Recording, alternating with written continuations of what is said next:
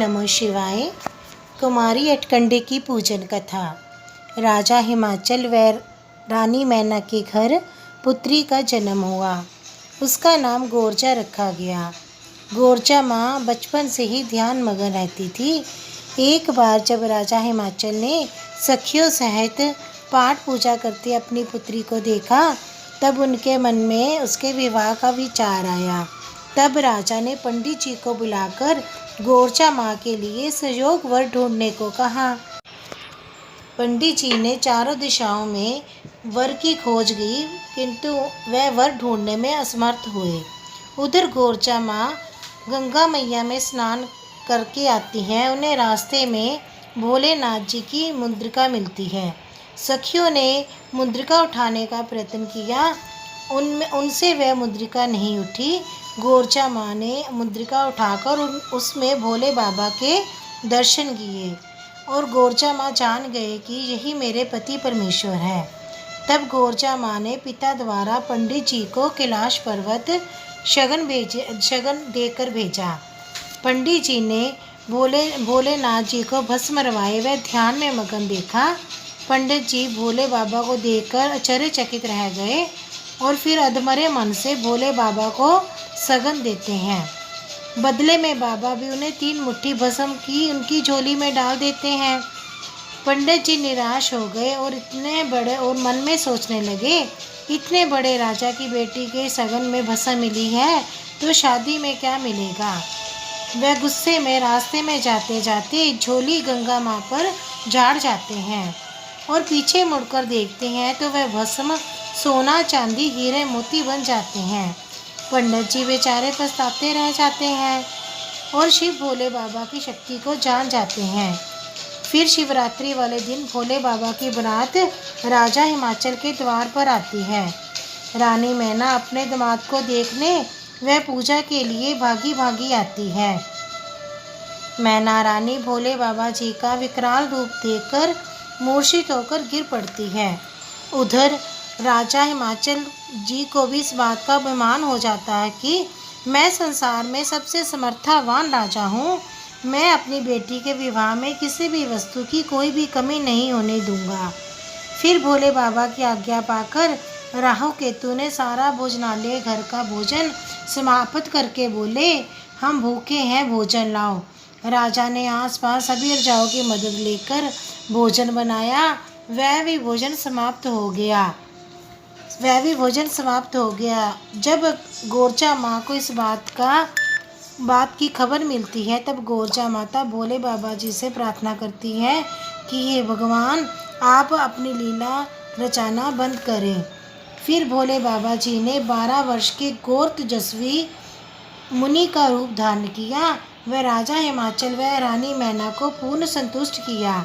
तब हिमाचल राजा जी का विमान भी टूट गया और मैना रानी जी का भ्रम भी समाप्त हो गया।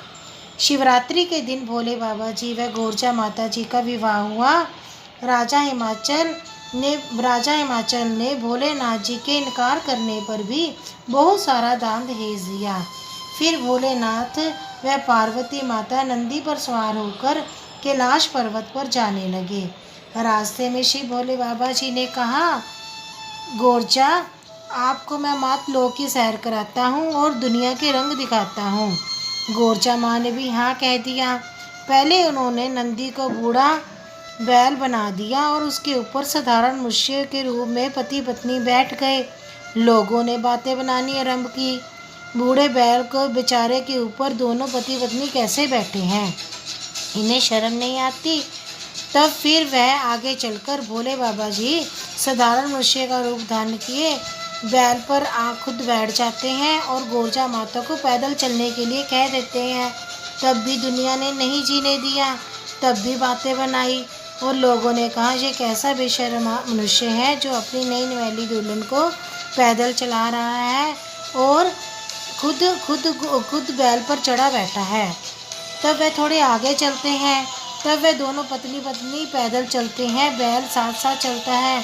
तब भी लोगों ने बातें बनाई, ये दोनों कैसे हैं, बैल वैसे जा रहा है, ये दोनों पैदल जा रहे हैं। ये सभी लीला दिखाई ये भोलेनाथ जी ने माँ पार्वती जी को समझाने के लिए रची। क्योंकि जब पिता के घर की लक्ष्मी पति के घर की गृह लक्ष्मी बनती है तो उसके जीवन में बहुत कुछ नया होता है। कई तरह के नए रिश्ते बनते हैं, कई तरह के अच्छे बुरे रिश्तों को निभाना होता है। किंतु भोले बाबा जी के इस उदाहरण से ये सीख मिलती है कि मनुष्य के जीवन में अच्छे बुरे पल आते हैं। आप लोगों की बातों में ना आकर अपनी घर गृहस्थी को खराब ना करना।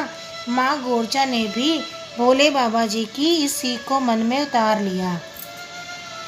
फिर गोरचा माँ ने मन में आया कि मैं मेरे पिताजी द्वारा जो दान दहेज दिया है, मैं कैलाश पर्वत पर ले जाके इसका क्या करूँगी। गोरचा माँ ने भोलेनाथ जी की आज्ञा पाकर सारा दान दहेज सारे वर्ग के लोगों में बांट दिया। ब्राह्मण व क्षत्रिय वर्ग की बहुएं थोड़ी देर से पहुंची, तब माता जी के पास सुहाग पिटारी ही बची थी। वह उन्हें सुहाग पिटारी देकर सौभाग्यवती बनने का आशीर्वाद देती है।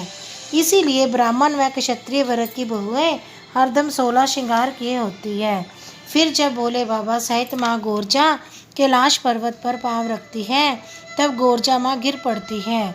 दोबारा प्रयास करती है तो औधे मुँह गिर पड़ती है। तीसरी बार आकाशवाणी होती है, जब तक गोरचा माँ के पिता अटकंडे का पूजन नहीं कराएंगे तब तक गोरचा माँ को कैलाश पर्वत पर भोलेनाथ जी के साथ स्थान प्राप्त नहीं होगा। माँ गोरचा वहीं बैठकर तपस्या करने लगती हैं।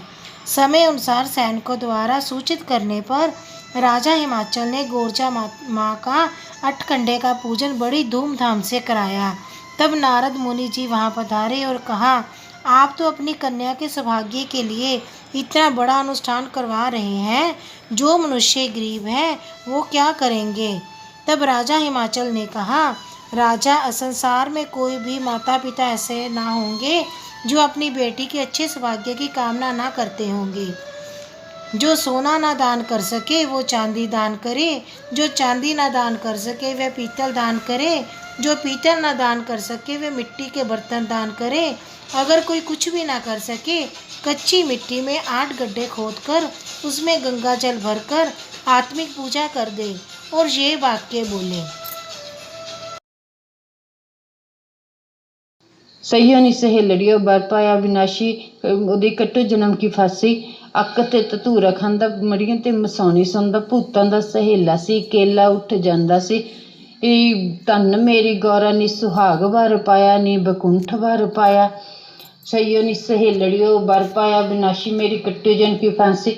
ਅੱਕ ਤੇ ਧਤੂਰਾ ਖਾਂਦਾ ਮੜੀਆਂ ਤੇ ਮਸਾਣੀ ਸੌਂਦਾ। ਭੂਤਾਂ ਦਾ ਸਹੇਲਾ ਸੀ ਕੇਲਾ ਉੱਠ ਜਾਂਦਾ ਸੀ। ਧੰਨ ਮੇਰੀ ਗੌਰਾ ਨੀ ਸੁਹਾਗ ਵਰ ਪਾਇਆ ਨੀ ਬਕੁੰਠ ਵਰ ਪਾਇਆ।